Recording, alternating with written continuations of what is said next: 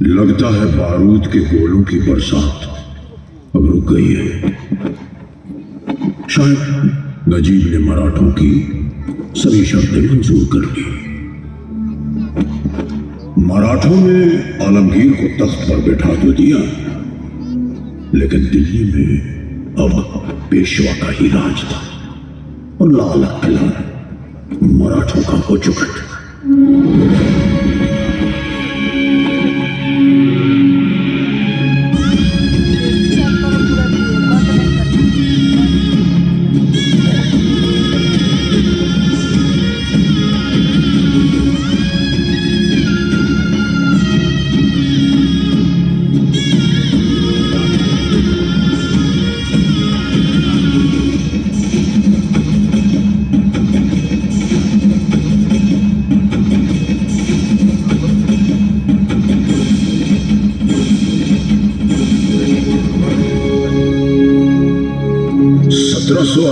से लेकर लगभग 20 सालों तक मराठे दिल्ली में मौजूद रहे, लेकिन किस्मत ने एक बार फिर पासा फेंका और वो भी अपनी हुकूमत दिल्ली में ज्यादा दिन नहीं चला पाए।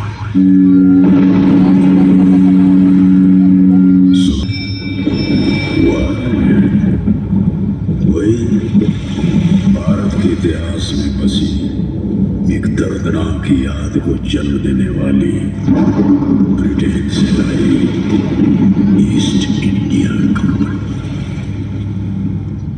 और ईंट का जवाब पत्थर से देने वाले भारतीय कहां चुप बैठने वाले थे। जगह जगह विद्रोह की आग भड़कने लगी। नाना साहब, तातिया टोपे, अजीमुल्ला, बांदा का नवाब और झांसी की रानी अब आजादी की जंग के लिए तैयार होने लगे। गुप्त पैगाम कमल और रोटी के जरिए गांव-गांव घूमने लगे ताकि अंग्रेजों को इस बगावत की खबर न लगे। 10 मई 1857 के दिन क्रांतिकारी आजादी का नारा लगाकर मेरठ से दिल्ली की ओर निकल पड़े, बादशाह हिंद को अपने फर्ज की याद दिलाने। बादशाह हिंद यानी कि मुगलिया हुकूमत का आखिरी वारिस बहादुर शाह जफर। बादशाह सलामत रहे। हुजूर, अंग्रेजों की यह कंपनी पिछले 100 सालों से अपने निजी मकसदों के चलते हमारा इस्तेमाल कर रही है। सरहदें तो तब पार हुई जब हमें जबरन राइफल इनफील्ड 54 थमा दी गई। इस राइफल को चलाने के लिए काटेज को मुंह से फाड़ना पड़ता है। काटेज को दांत से फाड़ने का मतलब गाय और सुअर की चर्बी को अपने मुंह से लगाना। और अब बगावत तो होकर रहेगी। आज से हर दिन तक हमारा नाम और हिमायत दोनों हिंदुस्तान के साथ रहेगा। हम सब एक होकर अपनी जमीन की आजादी के लिए जंग लड़ेंगे। लाल किले से दी गई 21 तोपों की इस सलामी से पूरा शहर जाग उठा। सदियों बादशाही तख्त को अपनी खोई हुई इज्जत वापस मिली और पूरा देश दुश्मन का सामना करने के लिए एक होकर खड़ा हुआ। आजादी की ये जंग बख्त खान की अगुवाई में लड़ी जा रही थी, जिसे खुद बादशाह ने चुना था। हिंदुस्तानी फतेह के बहुत करीब थे जब बख्त खान ने बादशाह से अपनी अगुवाई में एक आखिरी जंग लड़ने की दरख्वास्त की। बादशाह ने बख्त खान की बात मान तो ली, लेकिन उन्हें क्या मालूम था कि उनके महल में ही अंग्रेजों के वफादार खबरी छुपे बैठे हैं। कोई और नहीं बल्कि उनके अपने परिवार के सदस्य। बदकिस्मती से वो गद्दारों के बहकावे में आ गए और उन्होंने जंग में अपने फर्ज को त्याग दिया। फिर घुस पड़े अंग्रेज लाल किले के अंदर। सैनिकों का जोश टूट गया और वो बिखरने लगे। शाही परिवार हुमायूं के मकबरे में जा छुपा। उन्हीं के बीच छुपे हुए गद्दारों ने बादशाह से आत्मसमर्पण करवा दिया और अंग्रेजों ने मौका मिलते ही लाल किले पर कब्जा कर लिया। दिल्ली में लूट के नजारे थे और अंग्रेज अफसर हॉटसन को अपने कातिलाना इरादों को अंजाम देने का मौका मिल गया था। मेजर विलियम हॉटसन,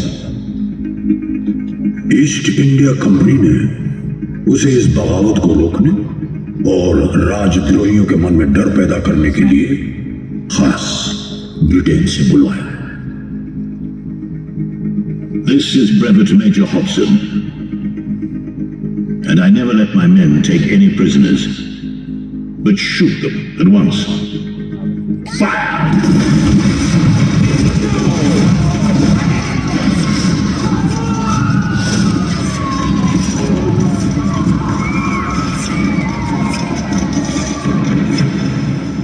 और फिर अंग्रेजों ने लाल किले में चलाया पहला राजद्रोह का मुकदमा। कई शहजादों को फांसी दी, कई इनकलाबियों को मार गिराया। मुकदमे के नतीजे के बाद बादशाह को देश निकाला देकर रंगून भेज दिया गया। कितना है बदनसीब जफर, दफन के लिए 2 गज जमीन भी न मिली कोई यार।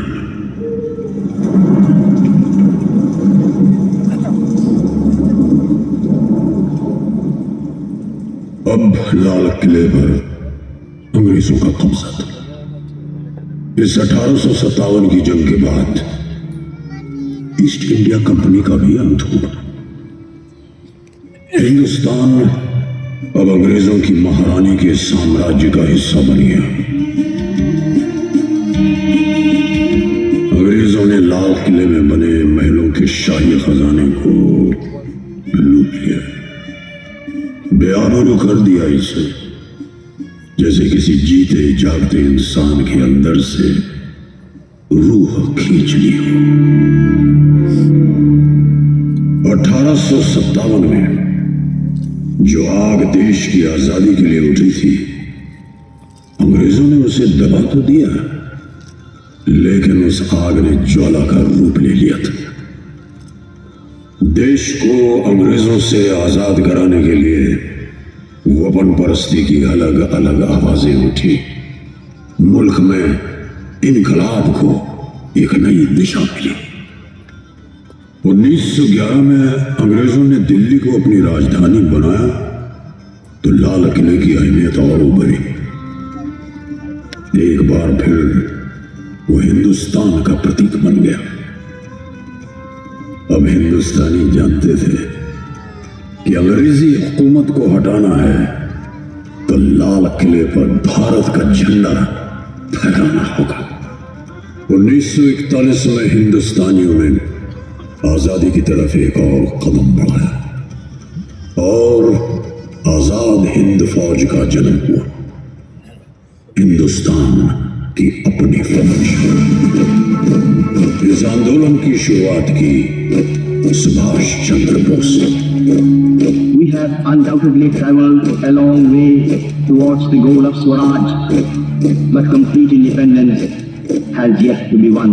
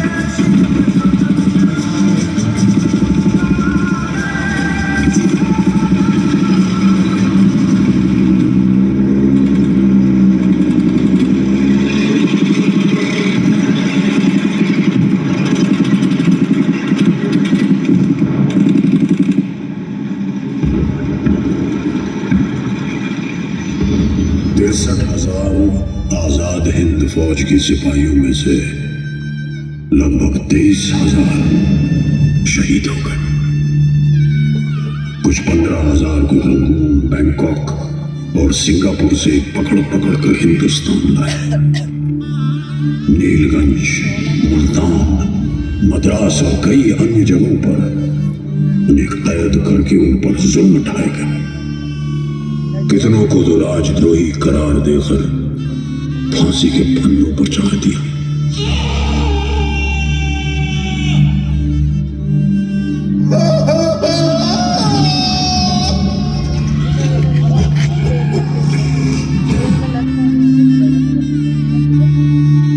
या फिर घटनास्थल पर ही गोली मार दी। यहां बराबर में बसे सलीमगढ़ के किले में हुए जुल्म यहां के इतिहास का एक दर्दनाक हिस्सा। नवंबर 1945 में आजाद हिंद फौज पर पहला मुकदमा इसी लाल किले में चलाया गया।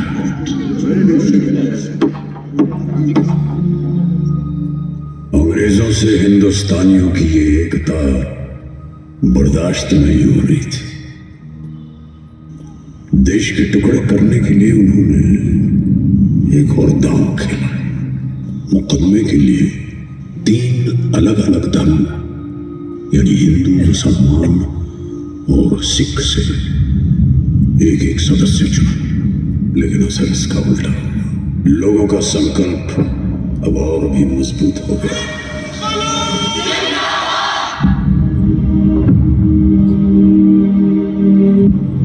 पूरा देश इन तीनों जवानों के हक में उठ खड़ा हुआ।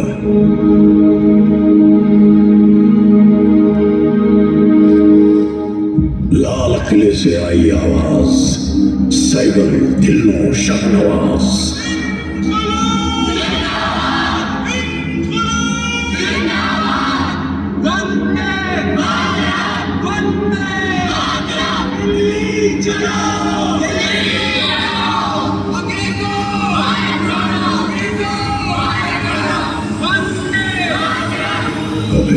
सपना साकार हुआ। भारत देश आजाद हुआ।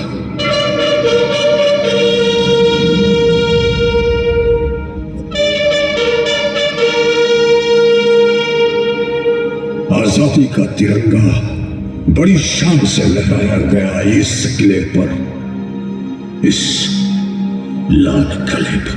On this historic day, when India claimed her flag as a free and independent dominion in the British Commonwealth of Nations, I tend to all my greetings and heartfelt wishes. Long years ago, we made a pact with destiny. At the stroke of the midnight hour, when the world sleeps, India will awake to life and freedom.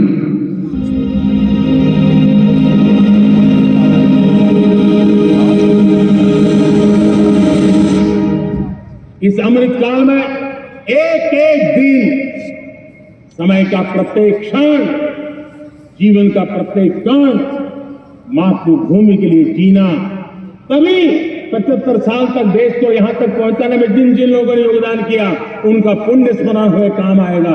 जय हिंद।